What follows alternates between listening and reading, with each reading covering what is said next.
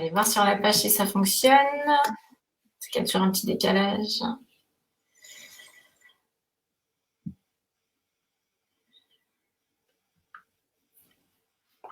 Ça y est, ça fonctionne, on est en direct. Voilà, on va attendre qu'il y ait un petit peu de monde qui arrive. Ouais. Je ne sais pas si on voit le nom de personne quelque part. Ça y est. Bon, je vois qu'il y a des gens qui arrivent. Bonjour à tous. Bonjour à tous et toutes. Donc voilà, avec Stéphanie, voilà, c'est notre 3e live atypique. Ce coup-ci, c'est sur ma page. Donc là, on va aborder avec vous toute la partie réconcilier le mental et le corps. Donc là, moi, je vais parler plus de la partie entre guillemets scientifique, c'est-à-dire la partie comment fonctionne le cerveau. Je vais parler un petit peu de choses. Je vais pas aller dans le détail, hein, parce que le cerveau, c'est quand même une machine très très complexe et on n'a pas encore découvert tous ses secrets. Là, en plus, ça m'a permis de remettre le nez un petit peu dans les dernières découvertes scientifiques, dont je vous partagerai des articles qui sont hyper récents, qui sont très très intéressants. Je vous mettrai les liens ensuite et je vous en parlerai un petit peu plus. Et puis Stéphanie, toi, tu vas apporter d'autres choses, bien sûr, en complémentarité. Aussi des choses, je vais dire scientifiques, mais plus larges aussi, en conscience avec le corps de tout notre système, dans mon côté plus holistique, je vais le dire comme ça, voilà.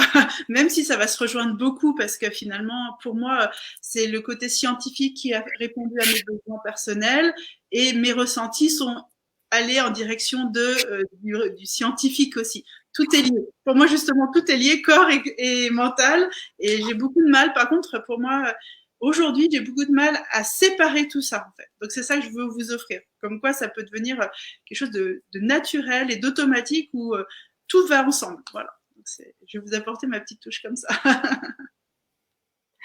Donc moi, du coup, je vais déjà aborder la partie le cerveau humain. Voilà. On va rentrer dans la partie, je vais dire, un petit peu plus terre à terre, mais c'est important de comprendre. Bon, vous avez tous plus ou moins des connaissances sur le cerveau, mais je vais pas aller trop loin non plus dans le détail, parce que je suis pas du tout une spécialiste là-dedans.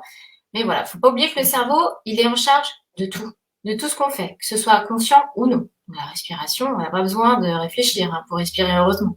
Donc quand on parle, quand on dessine, quand on fait du sport, quand on rêve également, et même quand on dort, le cerveau, il travaille tout le temps. Il est bien sûr constitué de lobes cérébraux. On parle beaucoup du cerveau droit, du cerveau gauche. Donc on a le lobe cérébral gauche qui lui va s'occuper de la partie droite et l'autre, la partie droite qui va s'occuper de la partie corps gauche. Mais le cerveau, c'est bien sûr également le siège de votre mémoire, qu'elle soit au court terme ou qu'elle soit à long terme.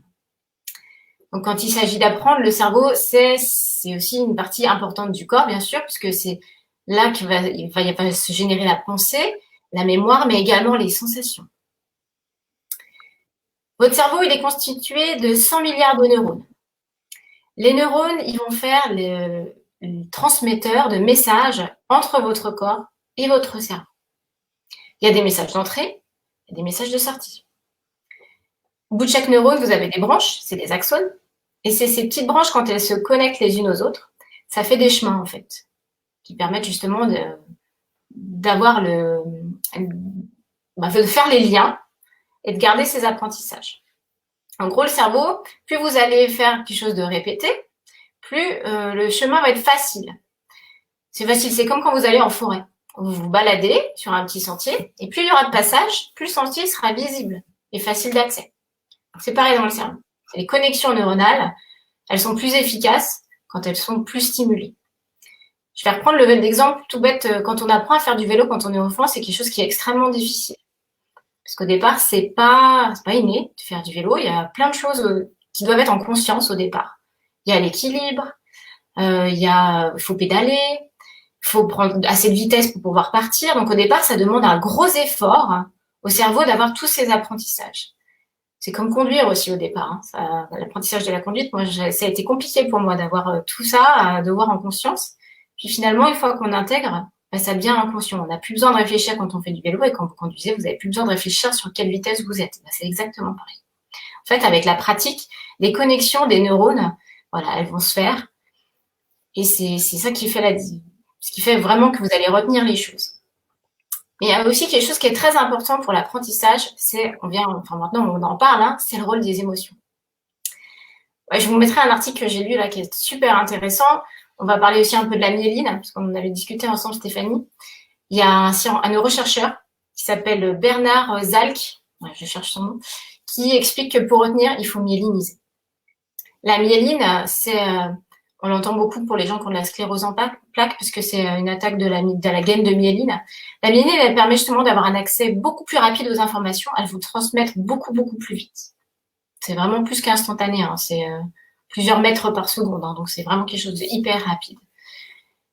Donc je parlais du rôle des émotions dans l'apprentissage, parce que en fait, la plupart des choses qu'on fait, au bout d'un moment, elles sont oubliées. Moi, par exemple, quand j'ai voulu refaire du patin à glace il y a pas longtemps, ça faisait des années que je n'en avais pas fait. J'ai fait une grosse chute et pourtant j'étais assez à l'aise sur des patins, mais ça faisait plus de 20 ans que j'étais pas allée sur des patins à glace. Bah, la première chose que j'ai fait, c'est que je suis tombée, je me suis déglingué le poignet. Donc voilà, j'ai perdu en fait de pas avoir pratiqué. Hein. Au bout d'un moment, c'est oublié. Et il faut savoir donc que la plupart des expériences, elles vont être retenues aussi par rapport à nos réactions émotionnelles. C'est simple, on voit quand on essaie d'apprendre des choses dans le stress pour un examen, on va avoir beaucoup de mal à retenir.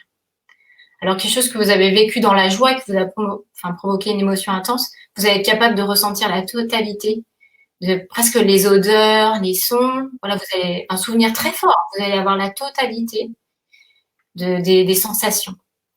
Donc voilà, c'est pour vous expliquer un peu comment fonctionne le cerveau et l'importance aussi de ces émotions au niveau de l'apprentissage, parce que c'est vraiment important de retenir ça. Il faut savoir aussi que le cerveau, il y a des parties, notamment qui vont gérer toutes les parties traumatiques. On sait aujourd'hui, par exemple, que l'amygdale, dans tout ce qui est le stress post-traumatique, il va y avoir une modification au niveau de l'amygdale. Ou que les gens qui ont eu des stress très très intenses aussi, il peut y avoir aussi des modifications au niveau de l'hippocampe. Donc tout ce qui est émotionnel va aussi impacter le cerveau. Donc voilà, un petit peu, j'ai fait un petit peu un truc un petit peu global, mais pour l'émotionnel, tous nos sentiments, nos ressentis, etc. Et voilà, le cerveau, c'est attaché au corps, hein, clairement. Hein. C'est pas juste cérébral et émotionnel. Hein. C'est vraiment un tout, ça fonctionne ensemble. Donc voilà pour la partie un peu scientifique. Et juste voilà, pour tout ce qui est apprentissage, tu l'as dit la dernière fois, tu parlais de Maria Montessori qui expliquait que l'apprentissage, c'était aussi tout ce qui était kinesthésique, c'est-à-dire dans le toucher. Mais après, je pense aussi, moi j'ai tendance à être une visuelle, notamment, j'aime bien faire du mind mapping, par exemple, c'est quelque chose, quand je vois un mot, je vais le voir, en fait, je vais le voir écrit. Si je le pense, il va s'afficher, je vais le voir. Il y a des gens, ils vont juste avoir l'odeur, ou ils vont l'associer à une couleur. Voilà, il y a vraiment, c'est vraiment une globalité, tout ça. Voilà, j'ai fait un petit peu la partie scientifique.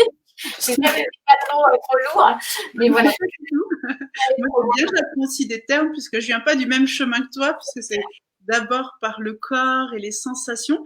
Donc moi, j'ai découvert plus le cerveau, le deuxième cerveau au départ, hein, ce qu'on appelle le deuxième cerveau maintenant, qui est lié au corps, qui est tout notre système digestif et qui est lié beaucoup à notre système émotionnel. Hein, tu en parles, voilà. Donc moi, j'ai d'abord découvert ce que je ressentais, qu'est-ce qui se passait dans mon corps et comment je fais pour vivre avec et qu'est-ce que j'en fais de tout ça en fait.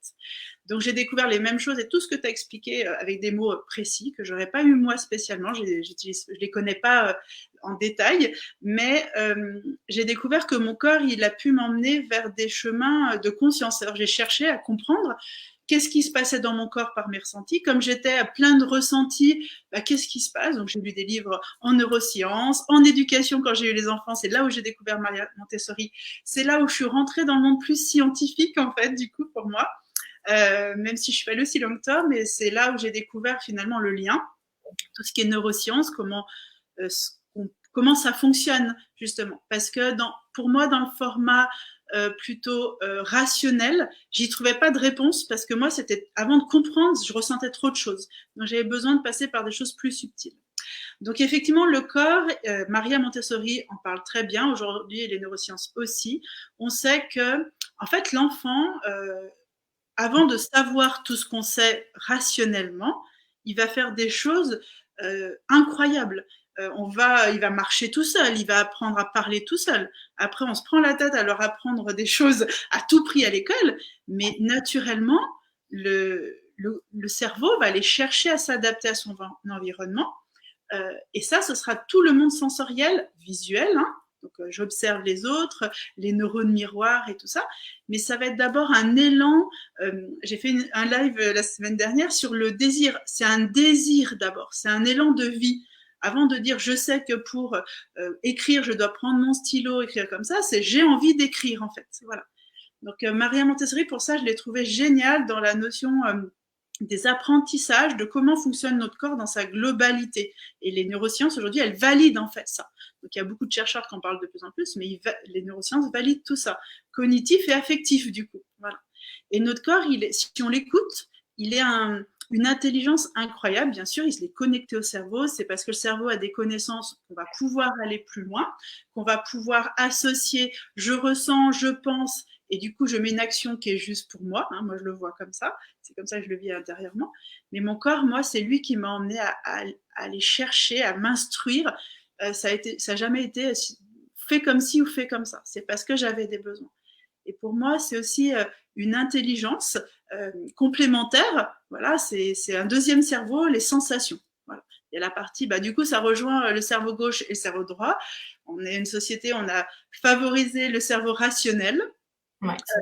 L'intellect, parce qu'aussi on vient clairement de générations, de nombreuses générations, d'accord, où on a vécu beaucoup à l'instinct au début, puis après il a fallu comprendre pourquoi on faisait ça, parce que notre vivre que dans l'instinct, c'est animal, ouais. On peut être que réactif, mais on est arrivé à un stade où on est tombé à nouveau dans le côté trop rationnel, on oublie cet instinct aussi qui est là dans notre corps. Quand on devient maman, c'est tellement, enfin en tout cas moi je l'ai vécu comme ça, je trouvais qu'on me formatait trop. On m'a pas assez appris à écouter. Heureusement que je savais écouter mon corps, mais je trouve qu'on transmet pas assez aux mamans, par exemple, d'écouter leur corps.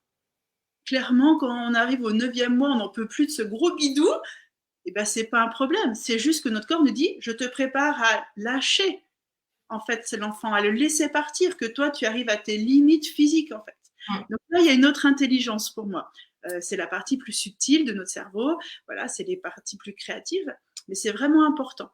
Et aujourd'hui, en tout cas, pour moi, il y a beaucoup de choses qui sont faites sur ce deuxième cerveau, sur tout le sensoriel. On sait que c'est aussi par le sensoriel qu'on va ressentir des informations, beaucoup d'informations. Une grande partie de la communication, par exemple, elle est sensorielle.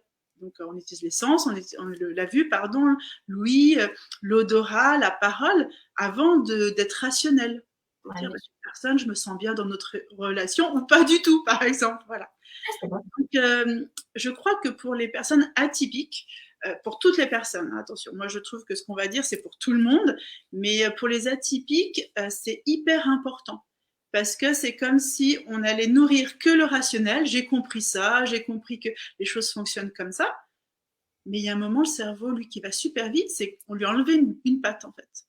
Et ça crée beaucoup de stress et d'angoisse. Enfin, moi, je l'ai vécu. C'est-à-dire que quand il me manquait une info ou une des parties, je suis allée les chercher en lisant des livres, mais je ramenais à mon corps pour sentir ce que j'en faisais. Qu'est-ce que ça répondait comme besoin, en fait. C'est ça mon cadeau. Voilà. Donc, aujourd'hui, séparer le rationnel du subtil, du créatif, c'est comme si on n'utilisait qu'une partie de nous-mêmes. Et je pense que pour les atypiques au potentiel hypersensible, pouvoir nourrir notre intellect de connaissances à la fois rationnelles, subtiles, s'intéresser au monde holistique, les anges, tout ce monde spirituel, par exemple, ça c'est très important parce qu'on va trouver du sens dans tout et du coup on va pouvoir vraiment aller chercher en soi nos valeurs. Parce que du coup dans le corps, on va pouvoir revivre ça dans notre corps et faire des liens. Voilà. C'est un peu mon explication, j'espère que c'est assez clair pour tout le monde, j'ai l'impression que c'est pas assez clair, mais pour moi c'est un ensemble, c'est vrai que c'est très difficile maintenant pour moi de parler ou d'un côté ou de l'autre. Oui, les deux ensemble. C'est ça et ça. C'est pas où je suis cerveau gauche, ou je suis cerveau droit, ou je suis corps, ou je suis mental. Non, c'est tout. Voilà. Et je pense que l'expérience fait que maintenant tu as l'habitude de fonctionner en globalité, en fait. Tout est intégré, en fait. Parce que en passant par le corps, je me permets, mais en passant par le corps, on intègre. Le risque d'être que dans le mental, c'est qu'on découvre des techniques. Alors oui, ça répond à des besoins, mais on reste dans le mental. Et aujourd'hui, on a tellement un panel d'informations, c'est important, on peut se comprendre. Moi, grâce à mes livres, j'ai pu comprendre l'hypersensibilité, la douance, j'ai pu comprendre la science aussi, hein, les religions. J'ai étudié beaucoup de religions, lu des livres, hein, simplement. Je n'ai pas approfondi tout, mais j'ai eu des informations que je n'ai pas eues à l'école, par exemple, qui ne nourrissaient pas mes besoins. Donc, j'ai des livres sur tous les plans, les entreprises. Hein, moi, j'ai des livres de l'entrepreneuriat, tous les sujets qui me plaisent, voilà. Mais à un moment, c'est bien d'avoir des infos, mais comment je l'intègre? Qu'est-ce que ça vient résonner en moi? Qu'est-ce que ça fait? C'est un peu comme les personnes qui font du développement personnel, qui accumulent les stages pour se sentir mieux, mais au quotidien ne font jamais rien.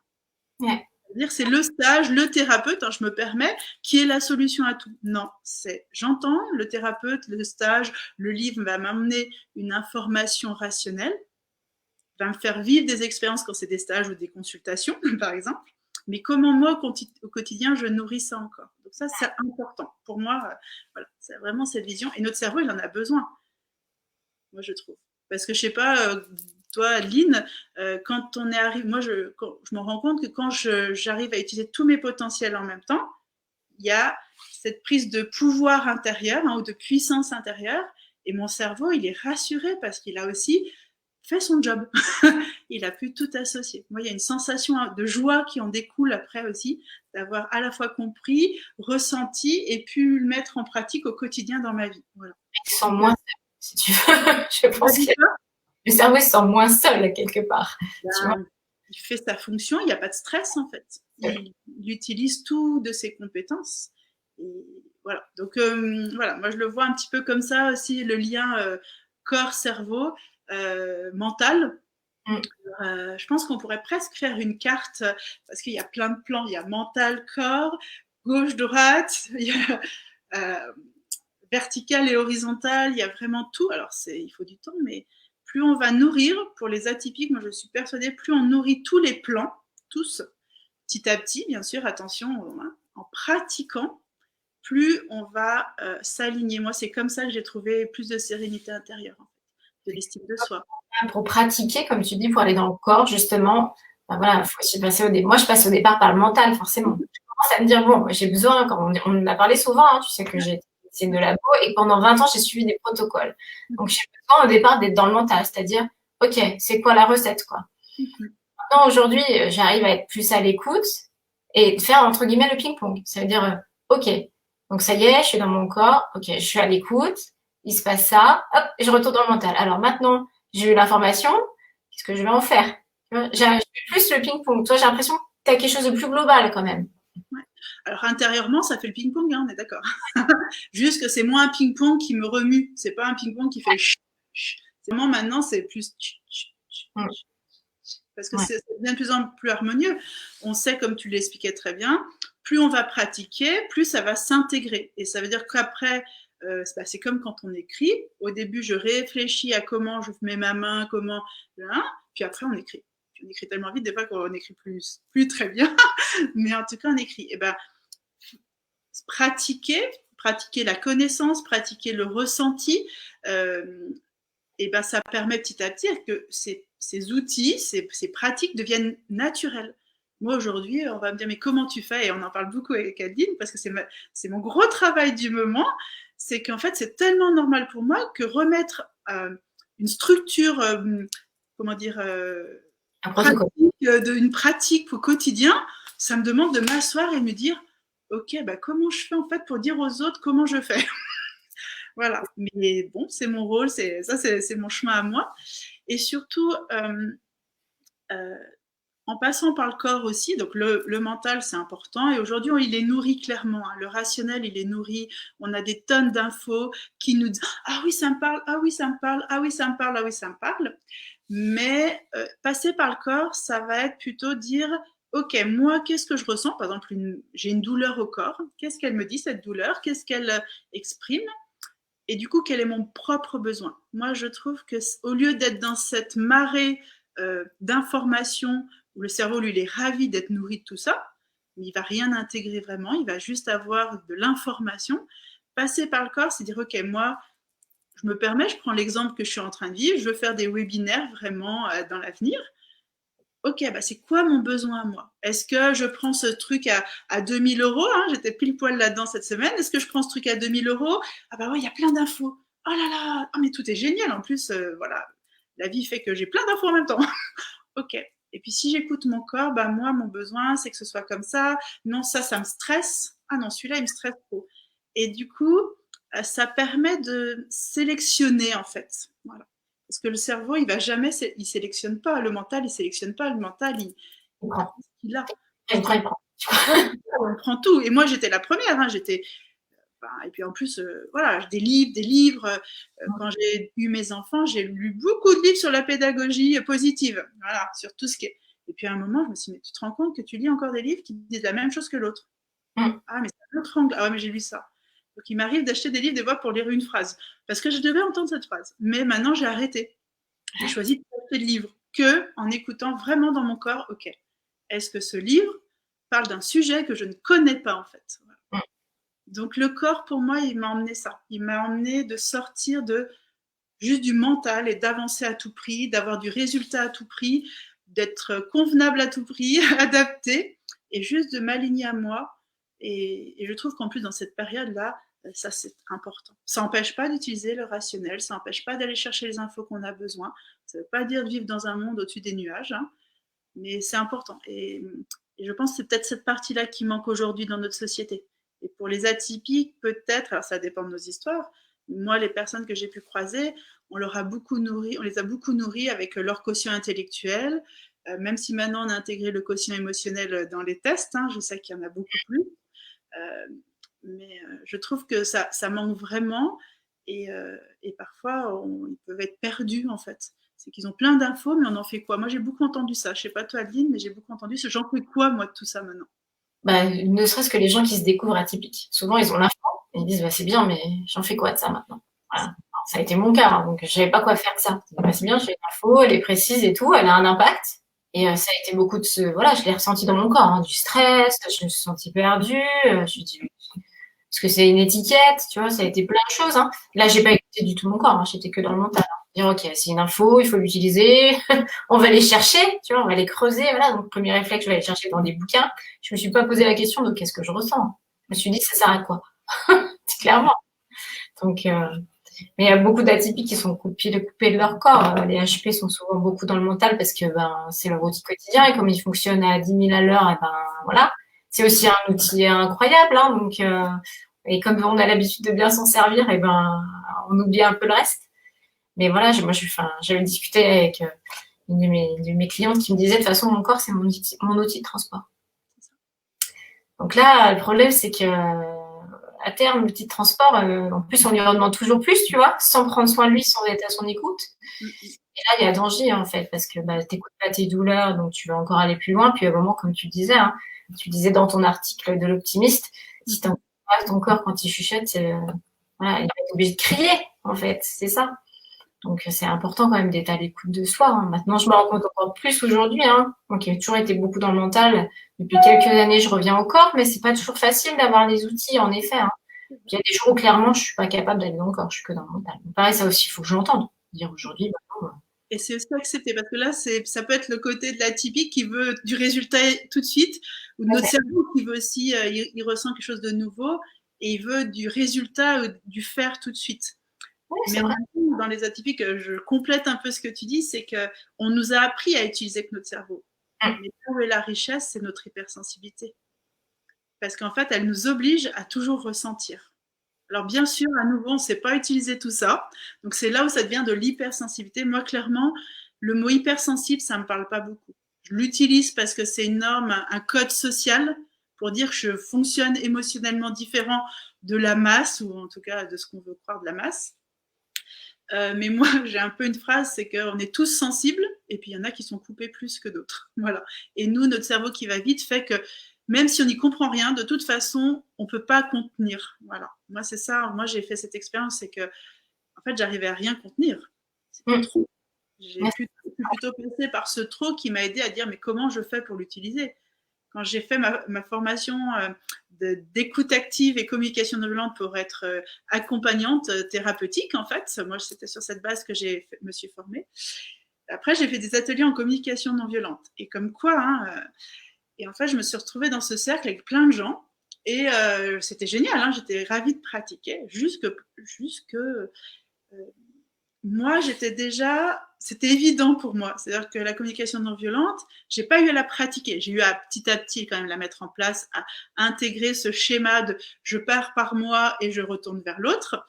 Mais ça m'a pas pris si longtemps que ça. Et en une année, à la fin, mais je m'ennuyais. Je me disais, mais attends, mais ils font de la communication non violente ou pas? Et je me suis sentie mal parce que moi, c'est mon corps qui m'a toujours parlé. Donc, l'intégration, elle s'est faite après hyper vite. Je mettais du rationnel et ok, je sais à quoi où ça vibre en moi. Ok, je fais des liens. Mon cerveau, il était ok, c'était parti. Et quand j'ai quitté le cercle, ben en fait, il y avait quelque chose, j'étais pas bien. Je me suis sentie nulle parce que je disais, ah ben non, tu sais pas t'adapter au groupe. Mais en fait, c'est que moi, j'étais déjà, en fait, mon ami avec qui il faisait ses ateliers, il m'a dit, mais Stéphanie, en fait, tu pratiques déjà très bien, toi, en fait. Voilà, c'est ça. Il y a plein de gens qui savent pas ressentir que toi, tu ressens. Donc toi, tu as plus à condenser un ensemble d'émotions et eux, ils ont juste à aller chercher. C'est beaucoup plus difficile pour eux que pour toi, en fait. Même si ça fait longtemps qu'ils pratiquent. C'est pas un mieux ou un bien. C'est que moi, bah, mon sensoriel, il m'a aidé à aller très vite dans plein d'apprentissages. Voilà. Ça avait du sens à chaque fois. Vous voyez, penser à sensoriel, ça donne du sens. Et quand notre cerveau, il a du sens, il est en joie et il apprend plus et il intègre plus vite et il fait des connexions plus rapides. Ça, c'est une évidence. Voilà. Pour moi. Voilà, toi. Ce que je viens de dire, mais pour moi, on sait que si on est stressé, on sait que les enfants qui sont en stress n'apprennent rien. On est d'accord. Le cerveau ne crée pas de connexion. Ils vont intégrer une phrase, mais ils vont rien apprendre. Crier n'apprend rien aux enfants. Et leur dire ce qu'on ressent, ils vont très bien comprendre. Ils ne comprendront pas les mots, mais ça va faire sens en eux. Voilà. Donc, l'hypersensibilité, moi par contre, le mot hypersensible, ça me parle. Par contre, sauf que toi, donc du coup, tu as pu te servir de tout ce qui arrivait, sauf que moi, en fait, le fait d'être submergée, bah, j'arrive pas à gérer. Enfin, maintenant, un petit peu plus, parce que je l'ai accepté déjà. J'ai longtemps senti différente par rapport à ça. Et ouais, au niveau de la société, autant on est beaucoup dans le mental, donc forcément, on n'est pas dans la sensibilité, hein, dans ce qu'on ressent. Donc c'est vrai que moi qui suis submergée tous les jours, par plein de choses. Hein. Je me suis inscrite sur des groupes d'empathie et c'est rigolo de partager ça avec des gens. Et un exemple tout bête, c'est les génériques de dessins animés. Hier, il y avait ça sur un groupe et il y a des gens qui ont partagé et il y a une jeune femme, elle disait, quand j'écoute un générique de dessin animé, il se passe un truc, mais je suis incapable de mettre le doigt dessus. Et je lui ai dit, je ne sais pas si c'est une joie intense ou une nostalgie profonde. Tu vois, je suis pas capable de savoir si c'est les deux, un mélange des deux. Je sais qu'il se passe un truc et c'est un truc particulier dans le sens où il y a cette émotion-là, je la ressens que quand j'écoute et que certains génériques, il y en a qui parlent plus que d'autres. Il se passe toujours un moment, voilà, où ça me submerge. Et je peux même plus être dans l'écoute du corps parce que ça provoque un tsunami en fait. Je peux pas être dans l'écoute. Tout est, c'est trop. C'est trop, ça devient, c'est très fort, je sens monter, le corps il se crispe, tu vois, je sais pas, je suis submergée. Donc cette hypersensibilité, pour moi, c'est vraiment ça. Je suis hyper bombardée par mes sens, par mon mental. Il se passe tellement de choses. C'est le feu d'artifice, tu vois. Mais c'est pas le 14 juillet à Cessy, hein. C'est le 14 juillet à Paris ou à Londres. C'est terrible. Allez hop là. Nouvelle. Je sais même pas. J'ai l'impression que ça sort presque de moi, tu vois, tellement ça fait. On est d'accord. Voilà, c'est ça, je le sens, mais parfois autour, ça se voit même pas. Tu vois ce que je veux dire? C'est que les autres ne le ressentent pas, donc eux, c'est pas hyper sensible. L'émotion, c'est une énergie qui nous traverse. Hein. Aujourd'hui. Toi et moi en discutant, tu sais, on est en train de discuter et chez moi, il s'est passé quelque chose, on est en train d'échanger. Il y a une émotion chez moi qui est sortie et il y a le courant qui s'est coupé. Oui, c'est vrai. C'est allumé chez moi après toute seule. Alors là, sujet évident pour moi. Bah, récemment, il y a un auteur, j'en parlais avec toi, Christophe Hague, qui a écrit un livre sur la contagion émotionnelle. Donc moi, j'ai découvert ça aussi dans le monde énergétique, puisqu'on sait qu'au niveau relation, quand on échange avec quelqu'un, on échange quelque chose. C'est-à-dire que dans le vide, il n'y a pas de vide. En fait, maintenant on le sait scientifiquement, c'est prouvé.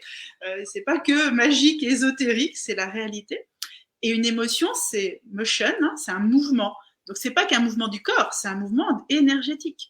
Donc aujourd'hui, on sait que si on arrive dans une salle de réunion, je prends un truc basique, on arrive dans une salle de réunion avec une tension, surtout si c'est le patron ou directeur, parce qu'il a en plus une posture référente. il peut contaminer, bousiller la réunion en 5 minutes juste parce qu'il ne va pas dire je me sens stressé. Par contre, il garde le stress ou la colère. Et du coup, tout le monde va le sentir. Et ça, on a conscience. Mais là, c'est le corps, il faut pouvoir s'écouter. Mais tu vois, tout à l'heure, tu parlais, je voulais compléter ce que tu disais, j'adore toujours nos échanges, c'est que avec les émotions, à l'inverse, là, il faut mettre du mental. Moi, c'est ce que j'ai appris. Dans le sens où c'est pas, il faut mentaliser, mais il faut conceptualiser l'émotion. Parce que, par exemple, dans ce que tu dis, pour moi, on nous a inculqué beaucoup de croyances, de pas le sentir. Il y a eu un gros rejet de notre, alors je le dis comme ça, parce que ça peut gêner des gens, mais notre animalité. Aujourd'hui, les hommes de Cro-Magnon, ils sont pas sortis parce qu'ils ont fait bac plus 12 ou 50 ans, on est d'accord. Ils sont sortis parce que leur instinct leur disait, il faut qu'on évolue. On peut pas rester comme ça. On a besoin du feu, on a besoin de ci, on a besoin de ça. Donc notre intelligence, elle est là au départ. Ah, excusez-moi, j'ai une voiture qui passe qui m'a fait une lumière là. Un truc puissant. Voilà. Donc du coup, c'est vraiment ça. Les émotions, moi, je me suis rendu compte que j'ai dû les mentaliser, les comprendre, les étudier pour pouvoir définir ce que c'était en moi. Donc scientifiquement, là, du coup, j'y ai mis vraiment ça. C'est grâce aussi encore mes enfants. Moi, ça a vraiment basculé. Il y a des choses qui ont fait connexion quand je suis devenue maman et que j'ai étudié le monde de l'enfance, en fait, vraiment. Et surtout, nous défaire de nos croyances. Parce que du coup, on vient toujours d'éducation d'inconscient, où l'émotion, c'est de la vulnérabilité, l'émotion, le ressenti, bah, c'est animal, c'est malsain. Ah, on n'est pas des animaux, nous. Non, on n'est pas des animaux, on a un cerveau qui est développé par rapport aux mammifères de base, voilà. Juste qu'on a cet instinct qui nous permet, c'est ce qui fait qu'on sent s'il y a un danger, qui fait qu'on ne sent pas une personne des fois ou qu'on se sent mal. Et cette partie-là, en la coupant, on se coupe vraiment une grande partie de notre intelligence, pour moi. C'est comme si on avançait qu'en répétant. Hein. Le cerveau rationnel, lui, il va répéter. Mais le sensoriel va nous permettre de créer. C'est là où vient la créativité, c'est là où vient l'intuition. C'est ce qui fait que des grands savants ont trouvé des solutions en fait à notre société, ont donné des réponses. Et les émotions, le fait de les comprendre, moi je passe beaucoup de temps en accompagnement à d'abord faire un cours entre guillemets sur qu'est-ce qu'une émotion, comment elle fonctionne, c'est physiologique, donc c'est pas mental, c'est physiologique l'émotion au départ, c'est la suite d'un ressenti dans une situation X ou Y, voilà. On peut le vivre tout seul aussi, mais voilà.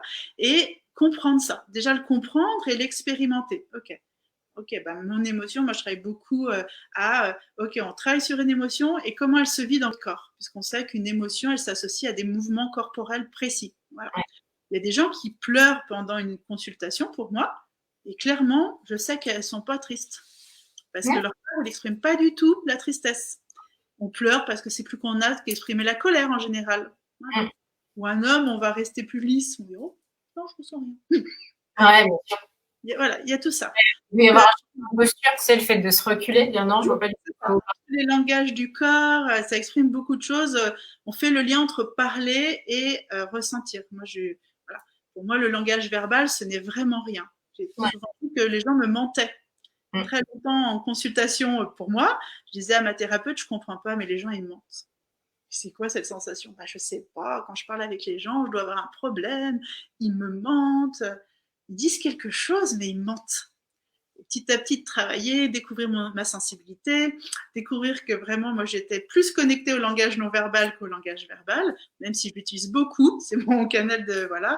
Et dans les mots, ça fait le lien entre ce qui est dit et comment le corps l'exprime. Mais en fait, j'ai découvert que d'abord, j'entendais le corps. Voilà, c'est vraiment ça. Donc, c'est important pour moi, là où on revient au mental, pour les émotions, les comprendre, comment elles fonctionnent, comment elles sont nos amies. Elles sont une richesse incroyable. Elles peuvent nous emmener très loin dans notre créativité, dans trouver sa place. Voilà. Mais il faut les comprendre et comment les utiliser. Voilà. L'autre jour, j'écoutais... En fait, je lisais le livre... Enfin, j'écoutais le livre Père pauvre, Père riche. Et il explique justement qu'il faut étudier ses émotions. Parce que si on veut gagner de l'argent juste en disant je dois avoir de l'argent, c'est basé sur rien du tout, c'est que du mental. Donc oui, on peut y arriver, mais toute sa vie, on courra après l'argent.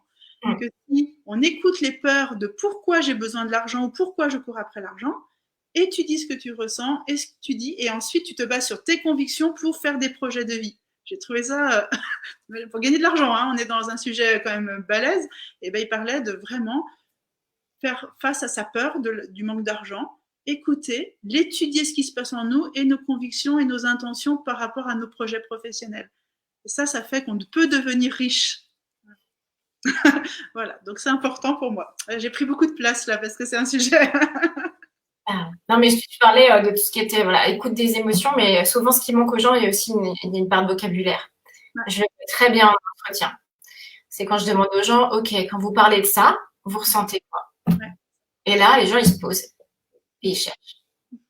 Donc, voilà, avec les enfants, j'utilise la roue des émotions, des cartes émotions pour justement aider.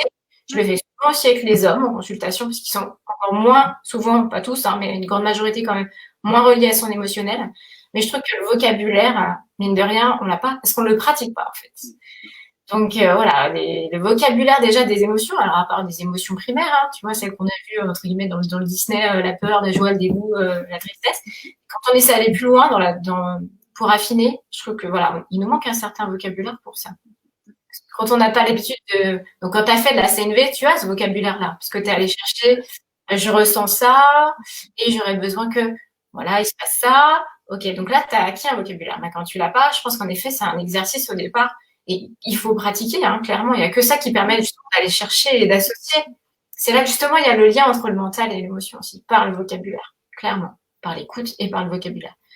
Et voilà, donc là, je suis en train de regarder pour faire des listes, un petit peu pour par tranche d'âge. Parce qu'il y a des mots, si je dis à un enfant de 4 ans, t'es frustré, je pense pas que ça va lui parler. Voilà, donc essayer de trouver des choses. Donc toi, l'autre fois, tu avais partagé les outils de CNV. J'ai partagé des outils qui étaient intéressants aussi. Mais voilà, c'est vrai que le vocabulaire, c'est quelque chose qui peut manquer, en tout cas quand on veut partager son ressenti. Ça, c'est clair. Moi, j'utilise beaucoup la roue des émotions, de l'autrement dit. Je crois que c'est ça l'association. J'aurais pu les emmener, je les ai là en haut chez moi. Ces deux roues, je vous les mettrai en lien. Donc, il y a une roue pour les enfants et une roue pour les adultes. On est sur les émotions, on va dire de base, mais un petit. Ah, bah voilà, parfait, c'est celle-ci. Pour les enfants. Moi, j'ai celle aussi pour les. Ça, c'est celle pour les enfants. Ouais. Et il y a celle pour les adultes. Ouais, moi, j'ai que les enfants pour l'instant. Donc, on peut utiliser celle pour les enfants et pour les adultes, hein, parce que, par exemple, moi, mon garçon, depuis l'âge de 2 ans, on utilise celle pour les enfants. Il fait d'abord avec la météo et tout ça. Et en fait, même, c'est vraiment fort. C'est-à-dire que, comme sur celle des enfants, il y a des petits bonhommes, il a associé très vite ses sensations aux images des petits bonhommes. Et celle pour les enfants. Donc, on voit qu'il y a la météo au départ.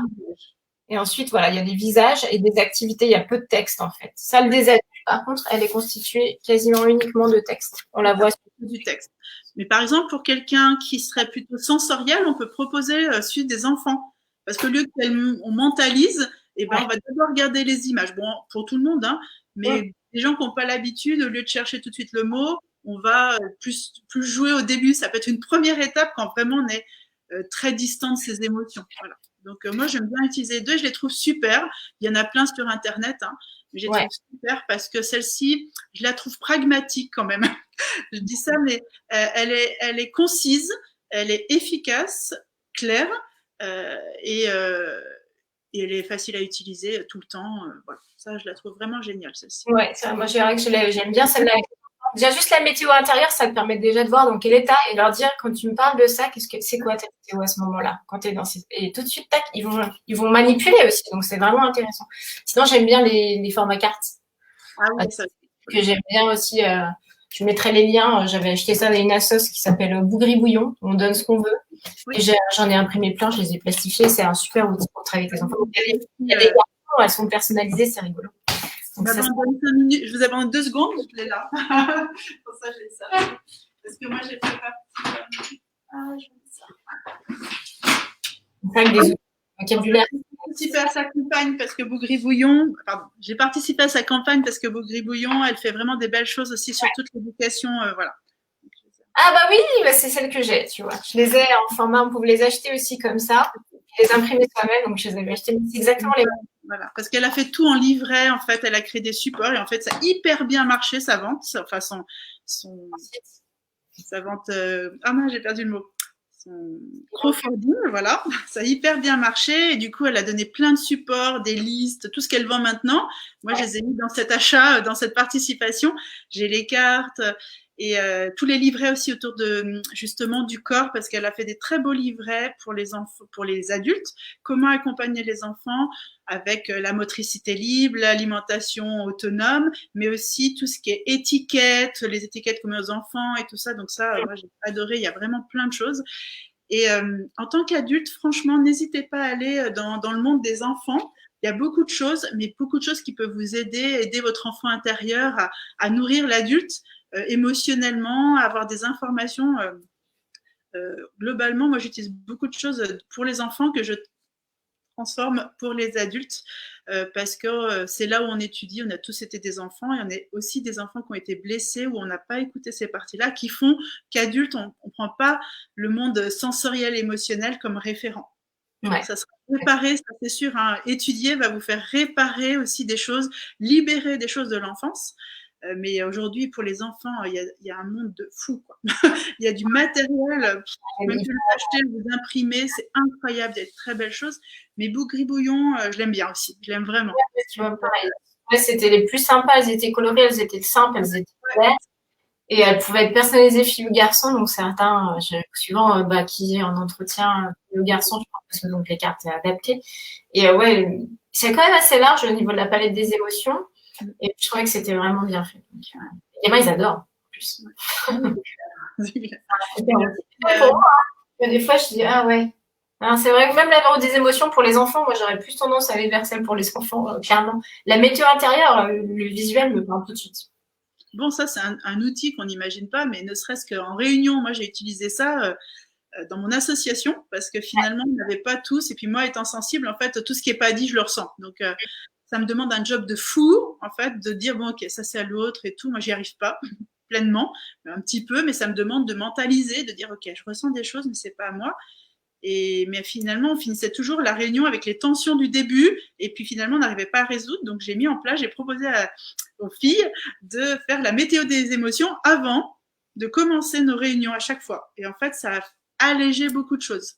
Si chacun faisait un peu ça dans des regroupements, bah déjà, on allège des choses. Mais oui, mais notre cerveau, il dit pas, c'est moi le problème, mince, qu'est-ce qui se passe? Parce que par nature, on va le prendre pour nous et qu'on est hypersensible, alors je vous explique pas, hein, vous connaissez bien ce sujet, en pensant qu'est-ce que j'ai pas fait bien, voilà. Ouais. Moi, j'utilise beaucoup. Il y a aussi les cartes que je t'ai montrées avec les besoins et les émotions. Donc, c'est un jeu de cartes. Et ça nous aide à l'introspection. Voilà, il est assez simple. Voilà. Et pour les émotions, je me permets de partager encore puisqu'on est sur les émotions pour l'instant. Il y a 2 BD de Art Mela que vous trouvez soit sur Conscience Quantique, hein, je vous mettrai tous les liens. Et en fait, elle a fait 2 BD où elle résume la communication non violente. Mais pour moi, elle l'exprime très bien d'aller à l'intérieur de soi et d'aller justement écouter toute cette partie des émotions et de ne pas retourner vers les autres tant que nous, on n'a pas pris soin, compris pourquoi on avait ressenti tout ce qui s'est passé dans cette relation. C'est très ludique, elle est géniale, il va sortir, là j'attends mon 3e tome, elle vient de le lancer. Ouais. Moi, je suis très visuelle, donc j'aime les choses simples avec les côtés plutôt dessin. Mais je trouve qu'au lieu de lire un livre qui a beaucoup de termes, là, vous lisez la BD, c'est 2 souris qui se battent pour une paire de chaussettes, la une qui est pas contente parce que l'autre rentre pas ses chaussettes. Et c'est 3 super BD, hein, là il y a la 3e, et ça explique très bien de façon ludique. Moi, ma fille de 6 ans, elle regardait les images, même si elle lisait pas. J'ai des photos où elle est avec sa petite BD. Je lui ai même partagé à Artmela parce que ça commence dès 6 ans. Le visuel, en tout cas, ça intègre des choses et c'est très adapté pour les enfants et les adultes pour comprendre ça. Donc ça, c'est important. Et elle parle justement de émotions, mais ressenties aussi. Ouais. Parce on dit beaucoup émotion, mais on oublie que d'abord, l'émotion, c'est un ressenti corporel. Et l'émotion, c'est la forme qu'on donne à ce ressenti. Notre cerveau, et puis les sentiments, là c'est mental, voilà, ça va être donc ça c'est important. Mais du coup voilà l'importance de lier le corps et le mental. C'est ni ou l'un ou l'autre, c'est je monte, je descends, je monte, je descends, je descends, je remonte. Je ressens un truc, alors je vais le comprendre. Quand je l'ai compris, comment, qu'est-ce que ça me fait à moi, qu'est-ce qui se passe? ok, et puis j'avance. Et vous verrez, ça vous met beaucoup en action. Ça ne veut pas dire qu'on reste figé, ça ne veut pas dire qu'on a une introspection. Moi, je vois que ça me permet d'actionner, par contre, aligné, à la fois dans mes relations, dans ma vie professionnelle. Je m'aime plus aussi de me comprendre, je me sens moins différente. Voilà. Et, voilà. Et ça nous permet un gros travail personnel aussi, de libération. Enfin, moi, il y a un vrai nettoyage en fait à l'écoute. Clairement, en fait. Voilà, en allant chercher par rapport à dire attends, il se passe ça, je ressens ça, et bon, ça va chercher beaucoup de choses, hein, ça c'est sûr. Hein. Et pour moi, c'est évident aujourd'hui pour les enfants. C'est bien, on va parler beaucoup d'informations. Je me rends compte, par exemple, je fais beaucoup de choses autour des émotions avec les enfants. On va parler, on va leur expliquer les émotions, mais souvent encore, on va couper le corps quand même. Dans le mental.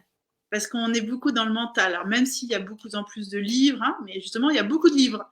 Mais moi, dans les groupes de mamans, voilà, parfois, elle me dit ah ouais, bah, j'explique à mes enfants, oui, mais vous pleurez vous Est-ce que vous criez des fois? Est-ce que vous vous montrez imparfaite émotionnellement?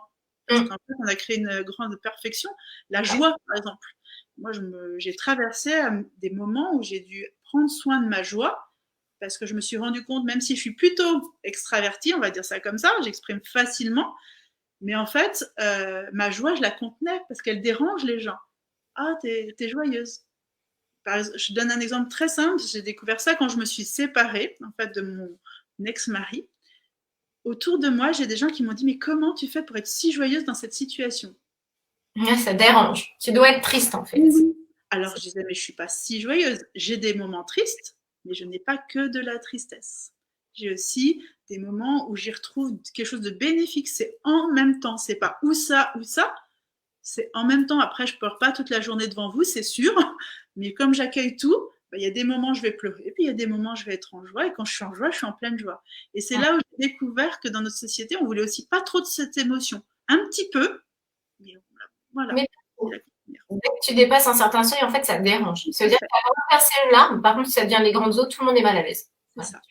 Ou c'est que tu n'es pas assez aligné. Enfin, voilà. Ou c'est que tu es dépressive. Me traite en... Tu sais, oh, bah, de toute façon, elle est dépressive. Tu vois, c'est parce que... Moi, je suis globalement la fille, on va pas dire à Stéphanie, elle est trop sensible.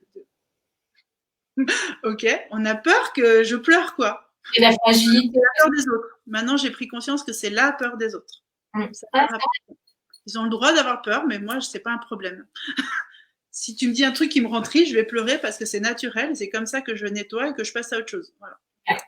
Donc, écouter son corps, pour moi, va venir compléter le mental vraiment de façon très importante. Je vais dans ce sens parce qu'on sait que le mental est déjà bien nourri. Mais n'hésitez pas, quand votre corps est bloqué, par exemple, moi, j'ai découvert le décodage biologique. Et le décodage biologique m'a emmené à l'écoute de moi, clairement.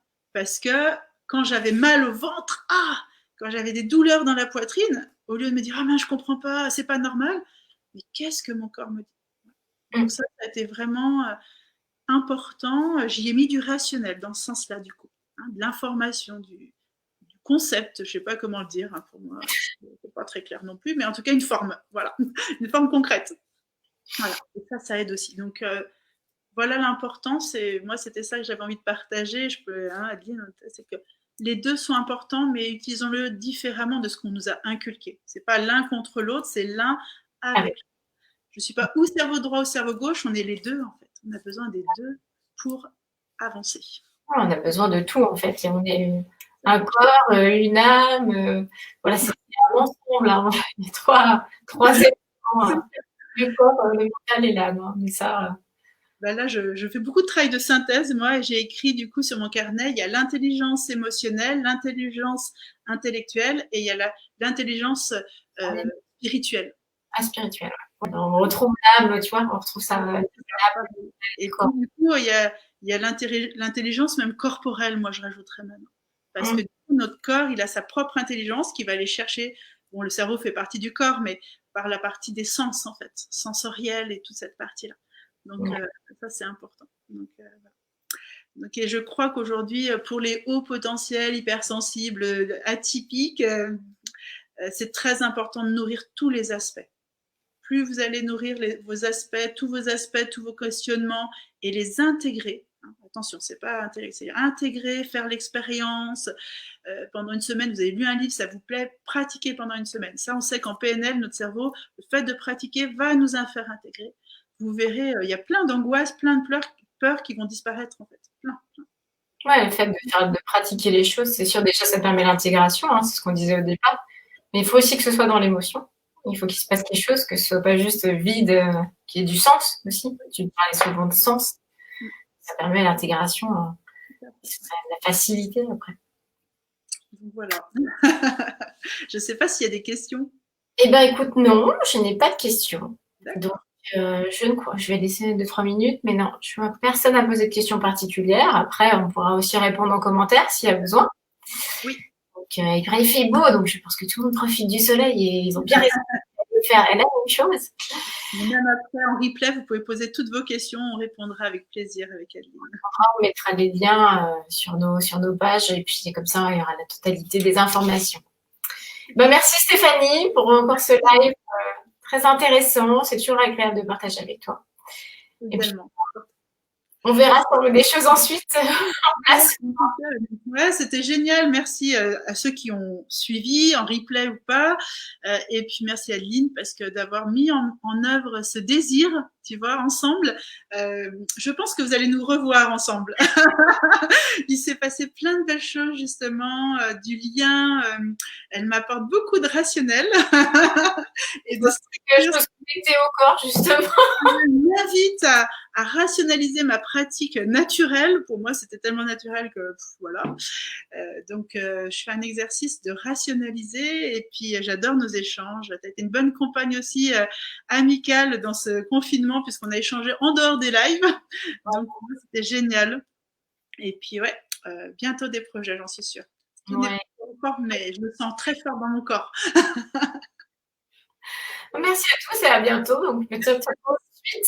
Mais oui, il y a des chances que Stéphanie et moi vous envoyiez, en effet. Merci. À bientôt. Merci à tous et à toutes. Au revoir.